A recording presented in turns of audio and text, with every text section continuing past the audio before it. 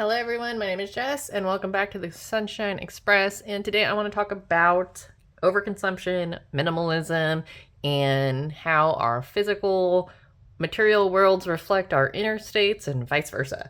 And why I want to talk about this is because the amount of stuff that you carry on the external physical plane of existence, so your 3D reality, your outside, will dictate how fast you can move through the quantum. You remember that Jesus had usually traveled with nothing but a robe on his back, and the Buddha did as well. The Buddha was actually a rich prince in a kingdom, and he had a wife and a kid, and basically he was, had all the material wealth that you could at that time, and he walked over the palace walls, saw suffering, and was like, I can solve that. It's kind of douchey. Anyway, and then he meditated in caves, got rid of everything that he owned. He came back and he lived that way. So if you want to talk about energetic evolution, walking towards a less materialistic life is actually how you move very fast through the quantum, okay? So let's talk about how to get there. So we are always in the quantum. And I want to show you a visual. So let's say this is me, tiny little Jess, and we're going to not use quite the same visual this time around, okay? So say this is me, and I want to travel through the quantum, okay? This is the invisible energetic universe. This is levels of consciousness, right? And there's infinite frequencies out, infinite frequencies inward. And we're talking more about our environmental design right now, so our external environments. And say like you want to evolve, right? You actually carry a lot of weight. When you think about your material possessions, you also carry a lot of emotional weight and a lot of mental weight when you have like anxious thoughts and like grudges and resentments, okay? That all stacks up to weight, physical and invisible weight. So let's talk about it. Here is a little wagon for all intents and purposes for today. And I want you to think about all of the things that you own as tiny little squares, okay? Everything is a 1 by 1 by 1 inch cube, okay? Let's talk about how much you own in terms of whatever you own in your house, okay? Think about how many things you own in your bathroom.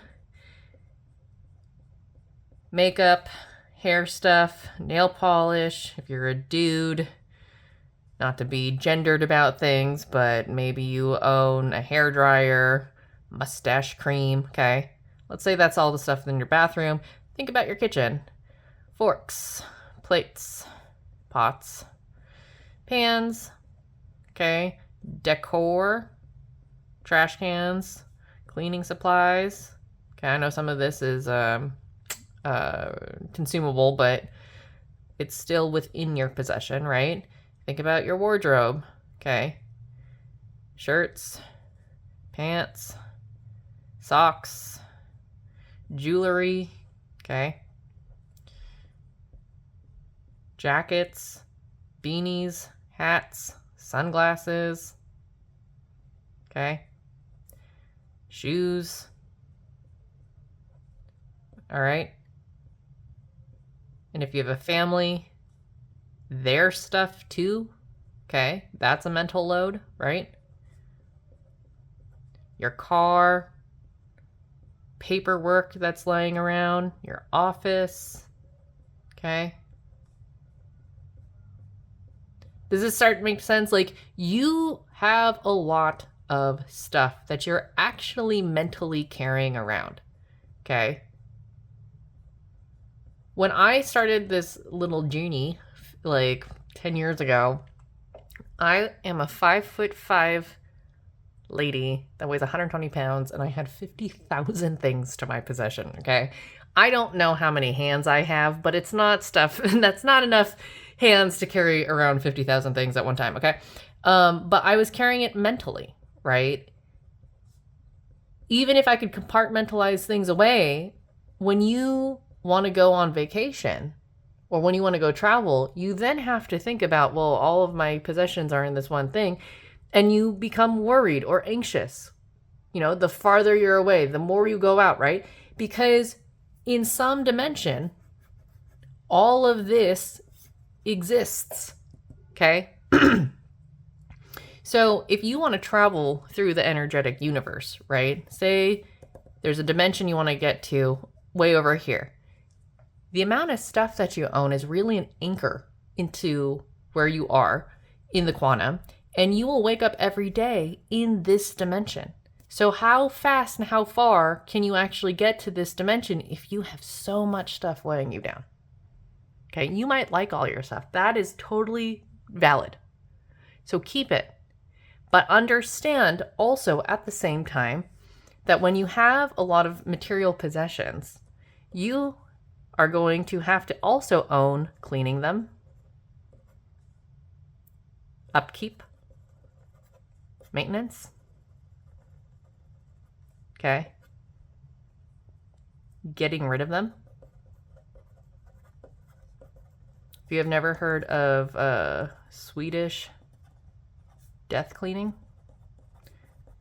I would look into that. So it's basically like when people prepare to pass on, when they prepare to die later on in life, they will go through this like more elongated period of time where they start downsizing everything and giving things away, called Swedish death cleaning. And you know me and my death meditations, I actually enjoy doing that all of the time because I think I live so presently to life that I'm always monitoring what I maintain, because I'm like, well, I want to evolve, so I need to get rid of the stuff that is keeping me weighed down. Okay. So in this little wagon here, you probably actually have possessions that like stack up to here. Okay. But for all intents and purposes, we will keep it to this. So I want you to think about, this is how much weight, okay, you're bringing with you when you're traveling anywhere. Okay. To the office, to the work, blah, blah, blah, just by your physical possessions. And then I want you to think, how many grudges do you have? Okay. How many unprocessed emotions do you have? Okay. How much trauma have you gone through that you have not dealt with? You're also carrying that around. And when you, let's say this is the emotional and mental weight, right, and trauma, when you consistently carry this around, you also have to upkeep that, okay? And what ends up happening is when you keep this stuff on top of needing to do all of this, you earn an unregulated or dysregulated nervous system. Okay. And what ends up happening is there's a cycle, right? There's a cycle of behavior where you are sad. So you seek externally to buy something, okay? And then you end up with a shiny new present, okay, which makes you happy.